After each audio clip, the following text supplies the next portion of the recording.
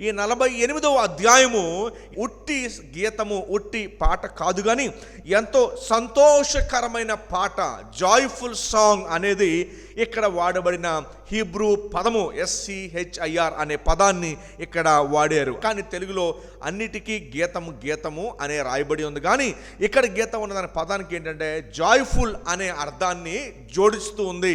Joyful అంటే సంతోషకరమైన. 46లో ఏమో ప్రేమను గూర్చిన గీతాన్ని మనం చదివాము. 48వ అధ్యాయానికి వచ్చేసరికి జాయ్ఫుల్, సంతోషకరమైన కీర్తనను ఈరోజు మనం చూడబోతూ ఉన్నాం. నిజంగా ఒక విశ్వాసకి సంతోషాన్ని ఏమి తీసుకురాగలదు? ఒక విశ్వాసకి సంతోషాన్ని ఏమి తీసుకురాగలదు అంటే దేవుని రాజ్యంలో ఎత్తబడుట ఒక విశ్వాసకి సంతోషాన్ని తీసుకురాగలదు. అంతకు మించిన గొప్ప సంతోషము ఏముంది? అందుకనే మరి ఆ ఎత్తబడుట కొరకు క్రైస్తవ సంఘము అనేక పాటలు రాశారు. చూడండి, 13వ వచనం కనుక మీరు చూస్తే, 48వ అధ్యాయము 13వ వచనాన్ని కనుక చూస్తే, ఈ యెరూషలేము పట్టణం గురించి ఏమని రాయబడిందో చూడండి. దాని యొక్క గొప్పతనాన్ని గురించి రాయబడుతూ ఉంది. దాని బురుజులను లెక్కించుడి. బురుజులు అంటే డిఫెన్సెస్. మరి దేశానికి డిఫెన్స్ ఏంటి అంటే వాటి యొక్క బార్డర్స్.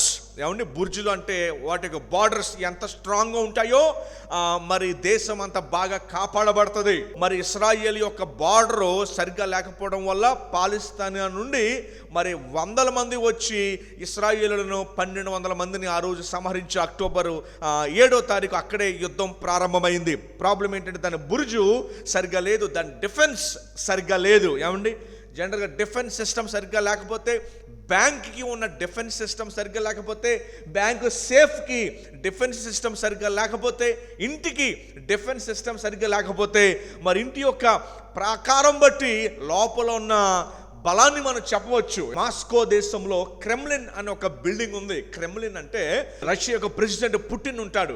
దాని గోడలు ఎంత ఎత్తున్నాయంటే దాదాపు 150 అడుగులు ఎత్తున్నాయి. అది ఎంత హ్యూజ్ బిల్డింగ్ అది. రష్యాలో మాస్కో అనే పట్టణంలో క్రెమ్లిన్ అనే బిల్డింగ్, ప్రెసిడెంట్ పుటిన్ గారు అక్కడ అఫీషియల్ రెసిడెన్స్. దాని ఎత్తును చూస్తే అసలు ఏదో కొండలాగా ఉంది, అంత పెద్ద కట్టారు. దాదాపు 6 ఫీట్ యొక్క లావు క్రెమ్లిన్ అనే బిల్డింగ్. ఇప్పటికీ కూడా అక్కడే ఆయన అఫీషియల్ రెసిడెన్స్ అది ఉంది.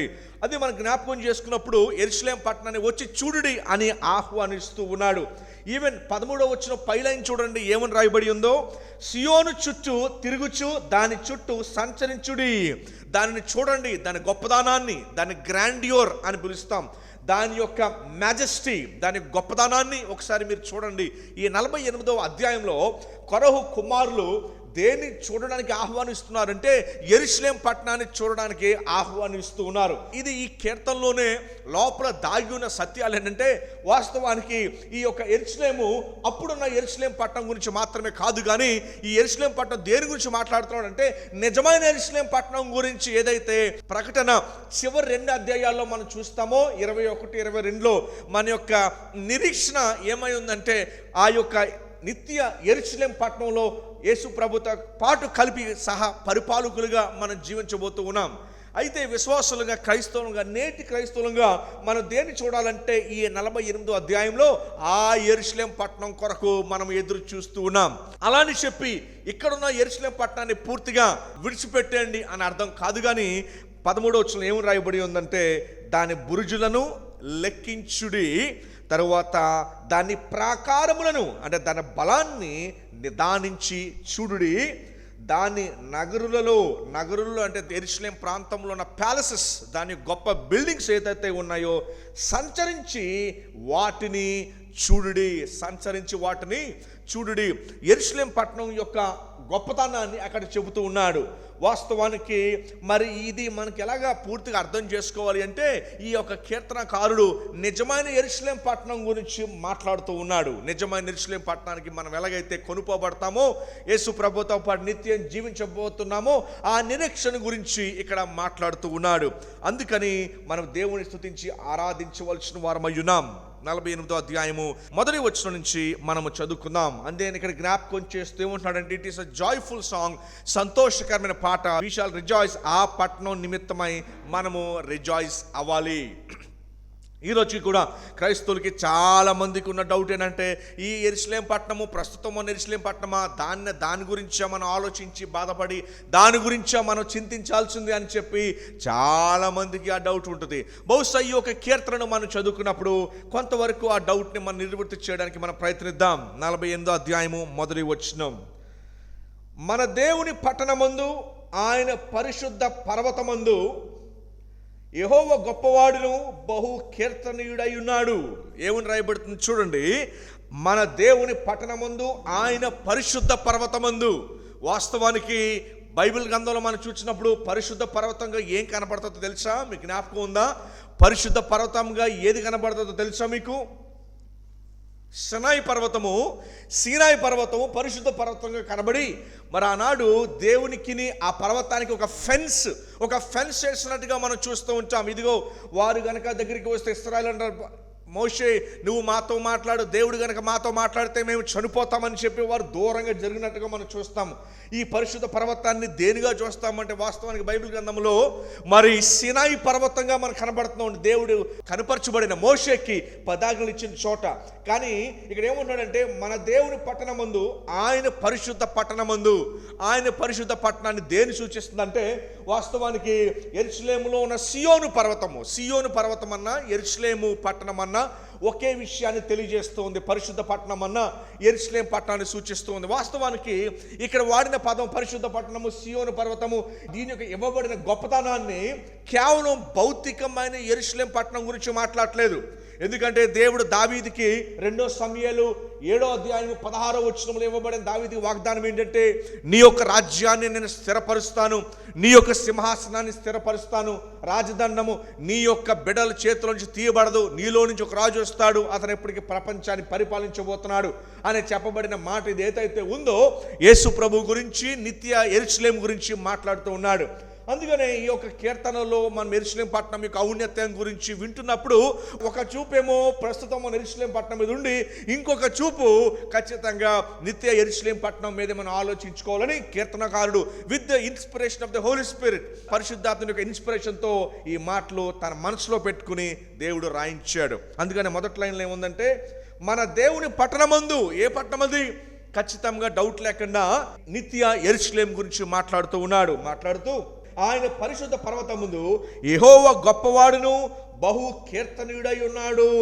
ఇక్కడ వాక్యం ఏం చెబుతుందంటే, ఆయన గణపరచుడి, ఆయన కీర్తనీయుడై ఉన్నాడు. ఎందుకంటే ఆయన చరిత్రలో ఉన్నవాడు. మిగతా దేవుళ్ళు దేవతల్లాగా చరిత్రలో లేకుండా రాయబడిన వ్యక్తి ఏం కాదు. ఆయన కథలుగా రాయబడిన వ్యక్తి కాదు, స్టోరీస్గా రాయబడిన వ్యక్తి కాదు. ఆయన చరిత్ర ఉన్న వ్యక్తి, మానవుడి కంటే గొప్పవాడు కనుక ఆయన మనం స్తుతించవలసిన వారమై ఉన్నాం. ఆయన కార్యాలు సెల్ఫ్ ఎవిడెంట్, చరిత్రలో మనకి ఆయన కార్యాలు స్పష్టంగా మనకి కనిపిస్తూ ఉన్నాయి. అవి ఎవరు కూడా డెనై కాదనలేనివి. ఎర్ర సముద్రాన్ని పాయలు చేయడం కానివ్వండి, ఇశ్రాయేలును ఐగుప్తు నుంచి రప్పించడం కానివ్వండి. వాస్తవాన్ని మీరు గమనిస్తే మరి ఇశ్రాయేలు ఉన్న కాలంలో చాలా దేశాలు ఉన్నాయి. అమ్మోనీలు, జెబుసీలు, అమ్మోరీలు, మోయాబీలు అని చెప్పి చాలా దేశాలు ఉన్నాయి ఇశ్రాయేల్ కాలంలో. మరి ఇశ్రాయేల్ దేశము ఆ ఫిలిస్తీన్ దేశాలతో పోలిస్తే కేవలం చాలా చిన్నది. కానీ దేవుడు ఇశ్రాయేల్ దేశాన్ని అక్కడి నుండి ఇక్కడ దాకా తీసుకొచ్చి ఒక దేశంగా ఉంచి వారిని కాపాడి ఇప్పటిదాకా తీసుకొచ్చాడు. అంటే అది దేవుడు గనక కార్యం చేయకపోతే అది ఇంపాసిబుల్. అది దేవుడు చేసే కార్యము. ఎందుకంటే అప్పుడున్న దేశాలు ఇప్పుడు ఏ దేశం కూడా లేకపోయింది. అవన్నీ కూడా కాలగర్భంలో గడిచిపోయినవి. మన దేవుడు ఎందుకు స్తుతించి కనపరచాలి అంటే, ఆయన చరిత్రకారుడు, ఆయన ఉన్నవాడు, ఆయన్ని మనం కాదనలేని వ్యక్తి. ఆయన మిగతా వారిలాగా కాదు, మిగతా వారిలా కథలుగా రాయబడిన పుస్తకాలుగా ఆయన లేడు. కానీ ఆయన చరిత్రలో ఉన్నవాడుగా, అనువాడుగా ఆయన ఉన్నాడు. We cannot deny. యేసు ప్రభు వారిని మనం డినై చేయలేము. మిగతా చరిత్ర ఏదైనా మనం డినై చేయగలము, అయితే యేసు ప్రభు యొక్క చరిత్రను మనం ఏమాత్రం కూడా డినై చేయలేము. అందుకనే ఆయన సత్యవంతుడు గనక అంత మాత్రమే కాదు, ఆయన కీర్తనీయుడు. దేన్ని బట్టి కీర్తనీయుడు అంటే, ఆయనకు శత్రువులను నిర్మూలించడాన్ని బట్టి కీర్తనుడై ఉన్నాడు. మరి ఇశ్రాయేలును కాపాడిన దాన్ని బట్టి కీర్తనుడై ఉన్నాడు.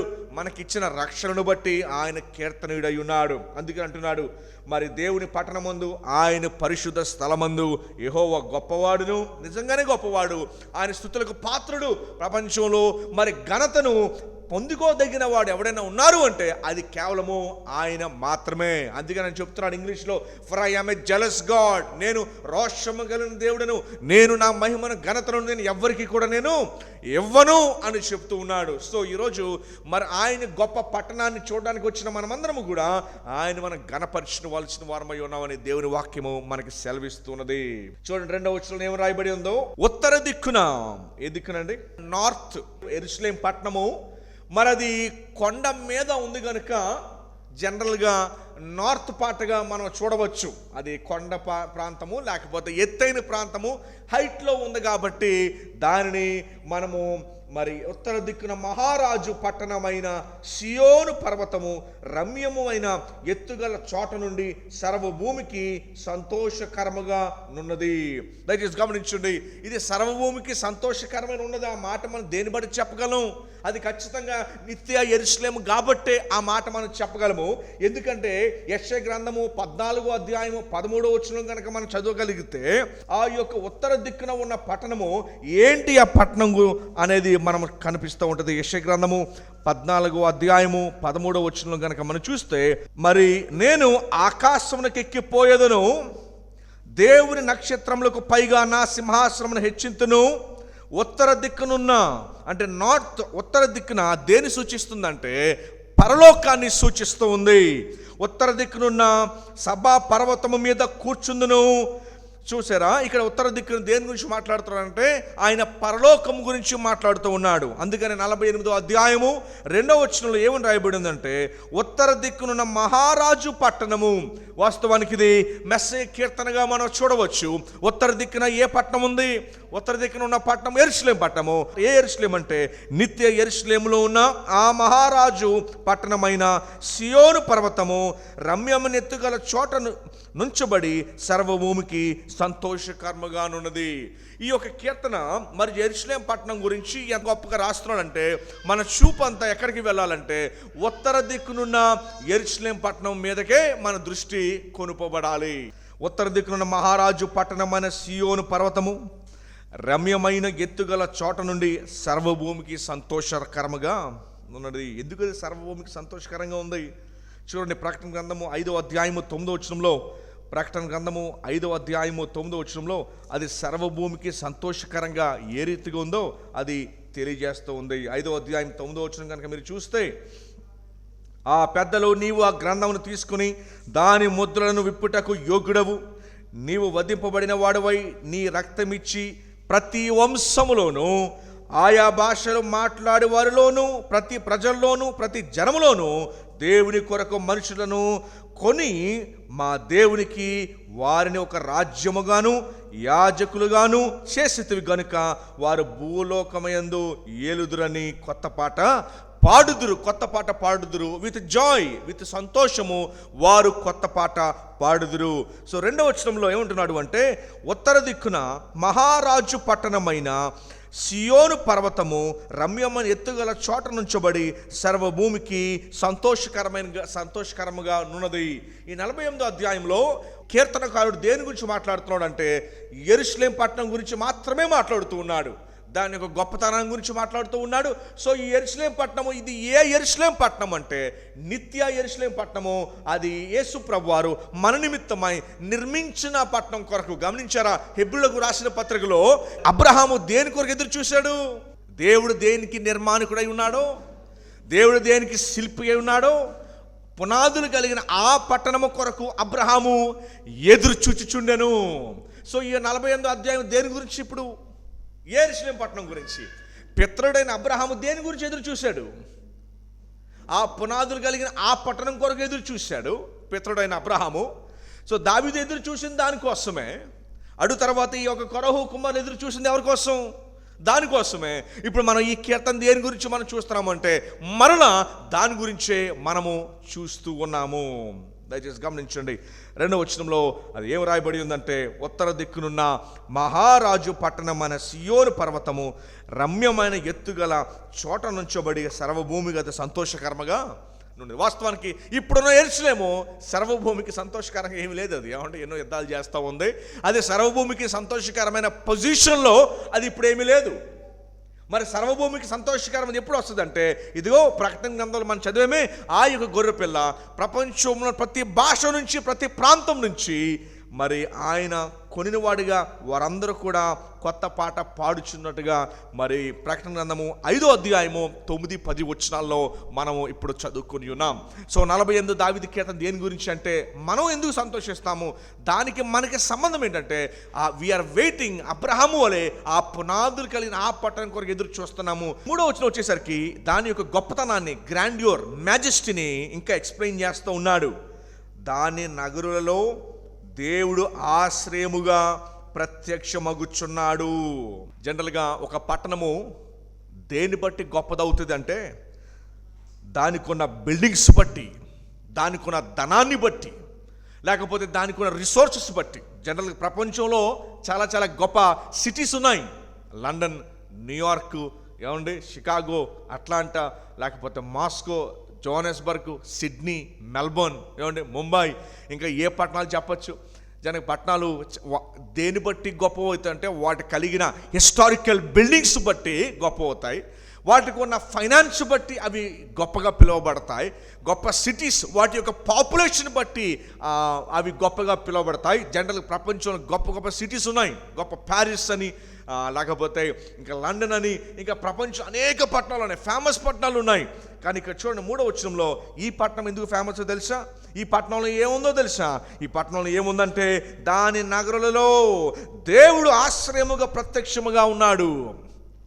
ఈ పట్టణం ఎందుకు గొప్పదంటే, మరి మిగతా పట్టణాల్లో దేవుడు లేడు. ఏమండి, సిటీస్లో మరి పాపము మరి ఏలుబడి చేస్తూ ఉంది, సాతానుడు ఏలుబడి చేస్తూ ఉన్నాడు. But this city is very different. ఈ సిటీ చాలా డిఫరెంట్.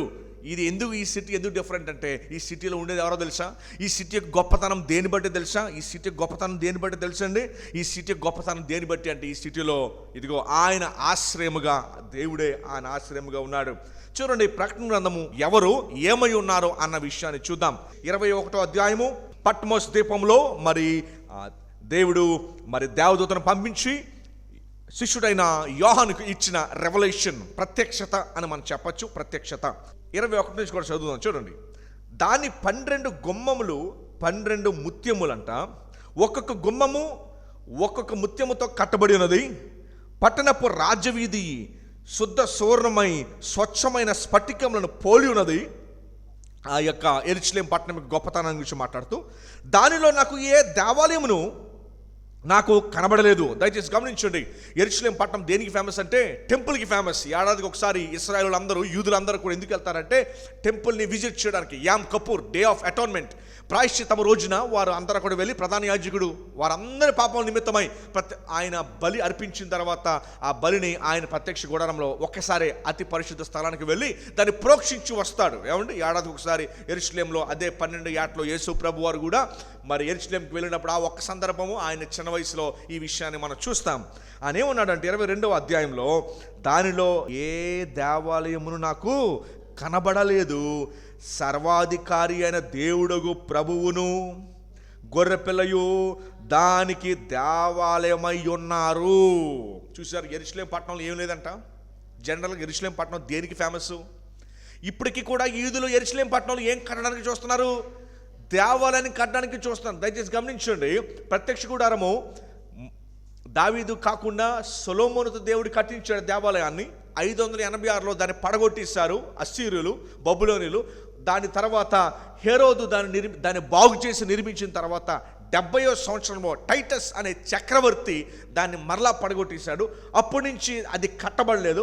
ఇప్పుడు వారు ఇంకా సిద్ధపడుతున్నారు. ఆ యొక్క 22 ఎకరాలు, ఆ యొక్క ప్లేస్ అల్ అస్కా అనే మాస్క్ ఏదైతే ఉందో, ఆ తర్వాత ఆ ప్రాంతంలో ఉన్న 22 ఎకరాల్లో వారు కట్టడానికి వారు ఇప్పటికీ ప్రయత్నిస్తూ ఉన్నారు.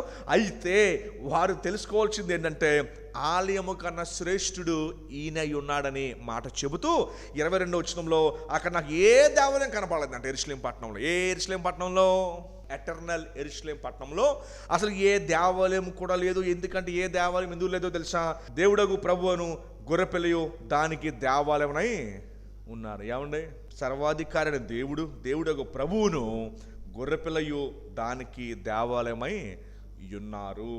అయితే గొప్ప విషయం ఏంటో తెలుసండి, అయితే ఆ పట్టణంలో దేవాలయమే వీళ్ళై ఉన్నారు. ఈ యొక్క కొరహు కుమారులు రాస్తూ అంటారు. చివరికి వచ్చేసరికి చివరి వచనంలో 14 వచనంలో ఏమంటారు అంటే, వాస్తవానికి ఇప్పటిదాకా మేము పట్టణం గురించి గొప్పగా ఎన్నో చెప్పామే, చివరికి వచ్చేసరికి ఆ పట్టణాన్ని మరుగున పెట్టేసి ఆ పట్టణం గొప్పతనం కాదు, ఆ పట్టణం అంతా కూడా ఆ పట్టణాన్ని కాపాడింది ఉంచింది దేవుడే, ఆ పట్టణం కంటే గొప్పవాడు ఈయనే అనే యొక్క ట్రాన్సిషన్ని కూడా ఈ కీర్తనలో చివరికి వచ్చేసరికి మనం చూస్తాం. చూడండి 3వ వచనానికి మళ్ళీ వెళ్దాం. సో ఆ నగరం దేని బట్టి గొప్పది అంటే ఆ నగరంలో ఉన్నది ఎవరు? దేవుడు ఆశ్రయంగా ఉన్నాడు. చూడండి 4వ వచనం ఇంకా ఎలా డిస్క్రైబ్ చేస్తాడు. రాజులు అంటే అండి కూడిరి. దేని కూడిరి? ఒక ఫ్రంట్ ఏర్పాటు చేశారు యెరూషలేం పట్టణాన్ని డిస్ట్రాయ్ చేయడానికి, ఇశ్రాయేలుని నాశనం చేయడానికి ఫ్రంట్ ఏర్పాటు చేశారు. అంటే కలిసి వచ్చారంట. రాజులు కూడిరి, వారు ఏకముగా కూడి వచ్చారు. ఎందుకు వచ్చారు? యెరూషలేంని డిస్ట్రాయ్ చేయడానికి, ఇశ్రాయేలుని సంహరించడానికి వారు డిస్ట్రాయ్ చేయడానికి వచ్చారు రాజులందరూ కూడా. వారు దాన్ని చూచిన వెంటనే, దేన్ని చూచిన వెంటనే? ఆ యెరూషలేం పట్టణమును వారు చూచిన వెంటనే ఏం చూశారు తెలుసు? యెరూషలేం పట్టణంలో దాన్ని కాయుచున్న ఆ దేవుడిని చూచి, దేన్ని చూచారు వాళ్ళు? వారు దాన్ని చూచిన వెంటనే ఎలా పారిపోయారు చూడండి. ఆశ్చర్యపడిరి. ఏం పడ్డారు? ఆశ్చర్యపడిరి, భయపడి త్వరగా వెళ్ళిపోయిరి, పరిగెట్టుకుంటా వెనక్కి పారిపోయిరి. ఈ వచనం చదువుతున్నప్పుడు చార్లెస్ స్పర్జన్ దేనికి జ్ఞాపకం చేశారంటే, జూలియస్ సీసరు గాల్ అనే ఒక పెద్ద పట్టణాన్ని, బార్బేరియన్స్ పరిపాలించే పట్టణాన్ని ఆయన స్వాధీనపరుచుకున్నప్పుడు వారు యుద్ధం నెగ్గేశాక కొండ మీద నుంచొని అంటాడు లాటిన్ భాషలో, విని విడి విసి అని అంటాడు. విని విడి విసి అంటే దాని అర్థం ఏంటంటే, నేను వచ్చాను, నేను చూశాను, నేను ఆక్యుపై చేసుకున్నాను. నేను వచ్చాను, నేను చూశాను, నేను కాంకర్ చేసుకున్నాను, నేను నెగ్గాను, వెళ్ళిపోయాను. ఏమండి జూలియస్ సీజర్ ఫేమస్గా మాట్లాడిన మాట ఏంటంటే, నేను వచ్చాను, చూశాను, ఆక్యుపై చేశాను. కానీ ఈ పట్టణం దగ్గరికి వచ్చాక ఏం జరిగిందో తెలుసా? నేను వచ్చాను, చూశాను, భయపడ్డాను, పారిపోయాను. ఎందుకంటే దాని రాజుని చూసి పారిపోలా, సైన్యాన్ని చూసి పారిపోలా. నేను దేని చూసి పారిపోయాను తెలుసా? దానికి కాయుచున్న ఆ దేవుణ్ణి చూసి నేను పారిపోయాను. ఆయన నన్ను ఎక్కడ నెప్పిస్తానో అని భయపడి పారిపోయాను. ఎందుకంటే ఆయన నెప్పించి ఒకవేళ నా మీద కన్ను ఎర్ర చేస్తే కనుక ఏమవుతుందో తెలుసు. ఎలా పారిపోయానో తెలుసా? నేను కింద రాయబడిన చూడండి. భయపడి త్వరగా పారిపోయిరి, వారు గుంపుగా వచ్చి పారిపోయిరి. వారు అచ్చట నుండగా వణుకును. ఏం పుట్టిందంట వాళ్ళకి? వణుకును, స్రవించు. చూడండి డిస్క్రిప్షన్ ఏ రీతిగా ఉందో. కొరహు కుమార్ గతంలో కూడా చెప్పాను, వాళ్ళ డిస్క్రిప్షను, వాళ్ళు రాసే రచన చాలా మంచి లోతైన ఫీలింగ్స్తో రాస్తారు. ఎలా పారిపోయారంటే, స్రవించు స్త్రీ వేదనయు వారిని పట్టెను. ఏమండి? స్రవించు స్త్రీ వేదనయు వారిని పట్టెను. తూర్పు గాలిని లేపి తర్షీషు ఓడలను నీవు పగలగొట్టుచున్నావు. పడవలు ఎలాగైతే భయంకరమైన తుఫాన్లు ఎగిరి పడిపోయి ఇరిగిపోతాయో ఆ రీతిగా మేము అక్కడి నుంచి పారిపోయామని చెప్తూ ఉన్నారు. 8వ వచనం చూడండి. అక్కడ మనం చదివిన తర్వాత 8వ వచనంలో సెల అని చెప్పాడు. సెల అంటే మీకు చాలాసార్లు జ్ఞాపకం చేశాను. వెయిట్ చేయండి, పాండర్ అంటే కాసేపు అక్కడ కూర్చొని దేవుడి యొక్క ఔన్నత్యాన్ని, ఆయన చేసిన కార్యాలను ఆలోచించి, మెడిటేట్ చేసి, ధ్యానించి, కాసేపు వెయిట్ చేసి అప్పుడు వెళ్ళండి. 8వ వచనం ఏముందో చూడండి. సైన్యములకు అధిపతియగు యెహోవా.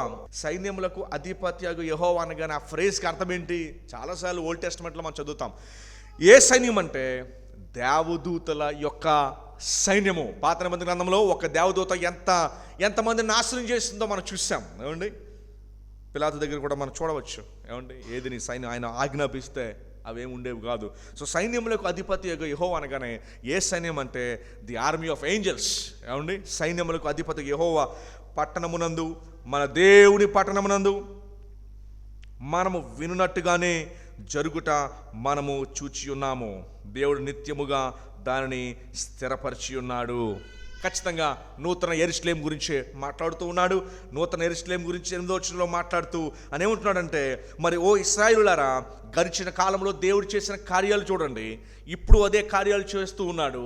రాబోయే కాలంలో అట్టి కార్యాలు చేసేటట్టు ప్రార్థన చేయండి. గడిచిన కాలంలో చేశాడు, ఇప్పుడు చేస్తున్నాడు, ఫ్యూచర్ భవిష్యత్తులో కూడా అట్టి కార్యాలు చేసేటట్టు మీరు ప్రార్థన చేయండి అని చెప్పి 3 విషయాలు ఇక్కడ తెలియజేస్తారు. అందుకనే 8వ వచనంలో ఏమంటున్నాడంటే, మీ దేవుని పట్టణం యందు మనము వినున్నట్టుగానే జరుగుట మనము చూచి ఉన్నాము, దేవుడు నిత్యము దానిని స్థిరపరిచి ఉన్నాడు.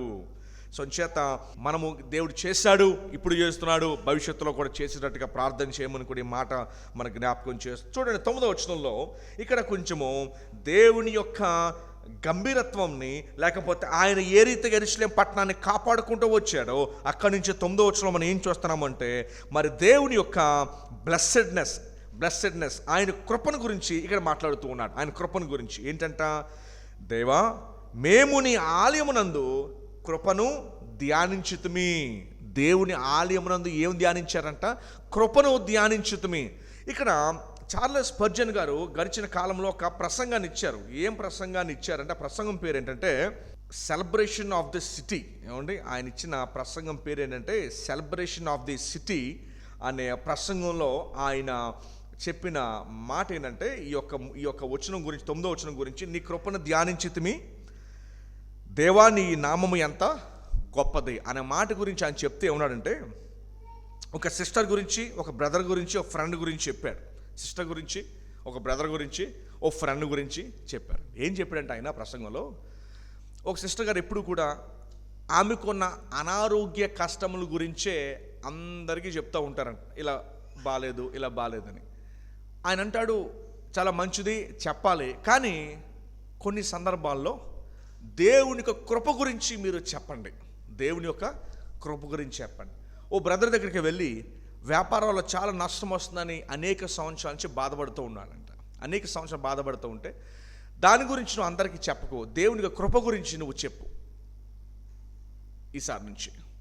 ఒక ఫ్రెండ్కి ఏం చెప్పాడంటే, ఆ ఫ్రెండ్ అస్తమానం దేవుని సంఘంలో ప్రేమించేవాళ్ళు లేరు, అందరూ చెప్తారు కానీ ఎవరు పాటించరు అనే మాటలో చెప్తూ ఉన్నాడంట. అయితే స్పర్జన్ అంటాడు, మరి నీకున్న ఏదైతే భక్తిని బట్టి ఎవరినైనా మెరుగుపరిచావా? పోనీ నీకున్న భక్తిని బట్టి ఎవరినైనా మెరుగుపరిచావా? సరే, అట్లాంటి కంప్లైంట్లు వాస్తవమే అయి ఉండొచ్చు, కానీ నీకున్న విశ్వాసాన్ని బట్టి ఎవరిని మెరుగుపరిచావా? పోనీ నువ్వు కంప్లైంట్ చేస్తున్నందుకు ఏమన్నా మారారా? అవి విడిచిపెట్టి దేవుని కృపను గురించి నువ్వు మాట్లాడు. దేవుడి కృప నీ మీద ఎలా చూపించబడిందో దాని గురించి నువ్వు మాట్లాడని చెప్పి ఆయన ఇచ్చిన ప్రసంగంలో బ్రదరు, సిస్టర్, ఫ్రెండ్ అని చెప్పి ఈ ముగ్గురు తమ కంప్లైంట్లు చెప్తూ ఉన్నారు. కానీ దేవుని కృప గురించి నువ్వు మాట్లాడని చెప్పి ఒక సూచన ఈ యొక్క వచనాన్ని బట్టి ఆయన ఇవ్వడం జరిగింది. ఏంటా వచనం అంటే, నీ కృపను ధ్యానించుతుమి, దేవా మేము నీ ఆలయమునందు నీ కృపను ధ్యానించుతుమి. ఎందుకు అంటే, ఆయన ఆలయం దగ్గరికి వెళ్ళినప్పుడు ఆయన కృప మనకి జ్ఞాపకం వస్తుంది. ఏమండి, ఆయన కృప మనకి జ్ఞాపకం వస్తుంది. 10వ వచనం, దేవా నీ నామం ఎంత గొప్పదో, నీ కీర్తియు భూదిగంతముల వరకు ఎంత గొప్పది, నీ కుడి చెయ్యి నీతితో నిండి ఉన్నది. దేవుని యొక్క గొప్పతనము ఆయన నీతిని బట్టి తెలియజేస్తూ ఉన్నాడు. దేవుని యొక్క గొప్పతనము ఆయన ఇచ్చే తీర్పును బట్టి, నీతి యొక్క తీర్పును బట్టి ఆయన గొప్పతనము తెలియజేయబడుతుంది. సియోను పర్వతము సంతోషించునుగాక, యోధా కుమార్తెలు ఆనందించుదురుగాక. యోధా కుమార్తెలు అంటే యెరూషలేములో ఉన్న పట్టణాలు, యెరూషలేములో ఉన్న విలేజెస్, గ్రామాలు, ఇవన్నీ కూడా సంతోషం. ఎందుకంటే మరి చూడండి, జడ్జెస్ న్యాయాధిపతులు 1:27 మనం చదువుతాము. యోధా కుమార్తెలు అంటే ఎవరో న్యాయాధిపతులు 1వ అధ్యాయము 27 మనం చదువుతాము. మరి ఎవరు యొక్క కుమార్తెలు అంటే, యెరూషలేములో ఉన్న పట్టణాలు, విలేజెస్ని కుమార్తెలుగా పిలిచారు. ఏమండి, 12వ వచనం, ముందు రాబో తరములకు దాన్ని వివరము మీరు చెప్పునట్లుగా సియోను చుట్టూ తిరుగుచు దాని చుట్టూ సంచరించుడి. ఇందాక ఈ వచనాలు మనం చూసాము. 13వ వచనాన్ని కూడా మనం చూసాము. ఈ పట్టణం యొక్క బురుజులు చూడండి, దాన్ని లెక్కించండి, దాని ప్రాకారములు నిదానించి చూడండి, దాన్ని నగరులలో సంచరించి వాటిని చూడండి. మరి దేని గురించి మాట్లాడుతూ ఉన్నాడు అంటే, ఆ పట్టణం గురించి మాట్లాడుతున్నాడు, నిత్య యెరూషలేము గురించి ఆయన మాట్లాడుతూ ఉన్నాడు. 14వ వచనం వచ్చేసరికి, ఈ దేవుడు సదాకాలం మనకి తోడై ఉన్నాడు. ఈ దేవుడు సదాకాలము మనకి తోడై ఉన్నాడు. వాస్తవానికి సదాకాలం అన్న మాట ఏ మనుషుడు దేని గురించి వాడలేడు. ఒక జమీందారు తనకున్న 100,000 ఎకరాల గురించి మాట్లాడలేడు, ఎందుకంటే సదాకాలం ఆయన ఉన్నాడు. ఏమండి, ఒక జమీందారు దాని గురించి మాట్లాడలేడు. ఒక రాజు లేకపోతే ఈవెన్ మోనార్క్ 40-50 సంవత్సరాలు పరిపాలించే మోనార్క్ కూడా దాని గురించి సదాకాలమైన మాట వాడలేడు. ఎందుకంటే 50 సంవత్సరాలకి అతను కూడా చనిపోతాడు కాబట్టి. ఎవరు కూడా సదాకాలం మాటలు వాడలేరు. కేవలము దేవుని గురించి మనం ఒకరిని వాడగలం. ఏమండి, అదో మనకి ఇవ్వబడిన బ్లెస్సింగ్ అది. ఈ దేవుడు సదాకాలం మనకు తోడై ఉన్నాడు. మరణం వరకు ఆయన మనను నడిపించును. ఈ కీర్తన చివరి భాగానికి వచ్చేసరికి ఆ యెరూషలేము పట్టణం యొక్క గొప్పతనము నుండి ఎవరి మీదకి ట్రాన్స్ఫర్ అవుతుందంటే దేవుని యొక్క గొప్పతనాన్ని మీదకి అది ట్రాన్స్ఫర్ అవుతున్నది. దయచేసి గమనించండి. ఈ యొక్క 48వ అధ్యాయంలో మనము దేవుణ్ణి ఆరాధించడానికి దేవుడు మనకిచ్చిన యొక్క గొప్ప ఎంకరేజ్మెంట్ ఏంటంటే, ఆ పట్టణంలో మీరు నన్ను ఉంచారు. ఏమండి, ప్రభు పరలోక రాజ్యానికి వెళుతూ 14వ అధ్యాయము యోహాను సువార్తలో, ఇదిగో నేను నా తండ్రి ఇంటికి వెళ్తున్నాను, అక్కడ అనేక గృహాలు ఉన్నాయి, లేని ఎడల మీకు చెప్పుదును, మరి ఆ గృహాలు యొద్దకు మిమ్మల్ని తీసుకువెళ్ళడానికి నేను మరలా వచ్చి తీసుకెళ్తానని చెప్పి యోహాను 14లో ఆయన చెప్పడం జరిగింది. సో చేత ఆ విషయాలు మనం జ్ఞాపకం చేసుకుని దేవుని ఆరాధిద్దాము, స్తుతిద్దాము. అందరం కలిసి, దేవా, ఆ గొప్ప పట్టణంలో మీరు నాకు ఇచ్చిన స్థానాన్ని బట్టి వందనాలు, ఆ గొప్ప పట్టణంలో మీరు నన్ను ఉంచినందుకు మీకు స్తుతులు చెల్లించుకుందాం అని చెప్పి మనందరం కూడా కలిసి ఆ యెరూషలేము పట్టణము, నిత్య యెరూషలేము పట్టణంలో ఆయనే ఆ దేవాలయమై ఉన్నాడు. ఏమండి, ఆయనే ఆ దేవాలయమై ఉన్నాడు. ఆయన మనం జ్ఞాపకం చేసుకుని ఈ కీర్తనను మనం జ్ఞాపకం చేసుకుని ఆయనకి మనం స్తుతులు చెల్లిద్దాము. దేవుణ్ణి ఆరాధించేవారు ఆత్మతోను సత్యంతో గనుక ఇప్పటిదాకా విన్న వాక్యాన్ని బట్టి ప్రతి వచనాన్ని మీరు చదువుకుంటూ, చూస్తూ, దాన్ని అర్థం చేసుకుంటూ, ధ్యానిస్తూ ప్రభుకి మనం ఈ మాటలు చెబుదాం.